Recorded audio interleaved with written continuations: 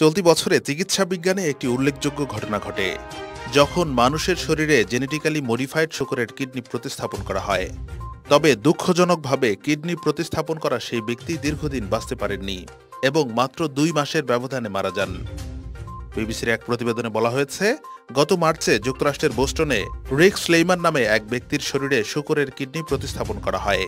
এই দীর্ঘ 4 ঘন্টার অস্ত্রোপচারটি সফলভাবে সম্পন্ন করেন চিকিৎসকরা, যারা আশা করেছিলেন যে অঙ্গটি 2 বছর স্থায়ী হবে।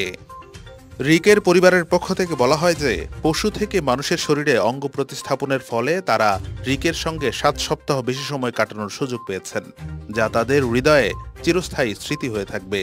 চিকিৎসকরা জানিয়েছেন, কিডনি প্রতিস্থাপনের ফলে রিকের মৃত্যু হয়েছে এমন কোনো ইঙ্গিত নেই।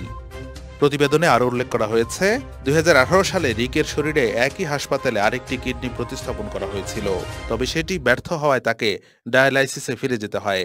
ডায়ালাইসিসের জটিলতা বেড়ে যাওয়ায় চিকিৎসকরা রিকের শরীরে শূকরের কিডনি প্রতিস্থাপনের সিদ্ধান্ত নেন।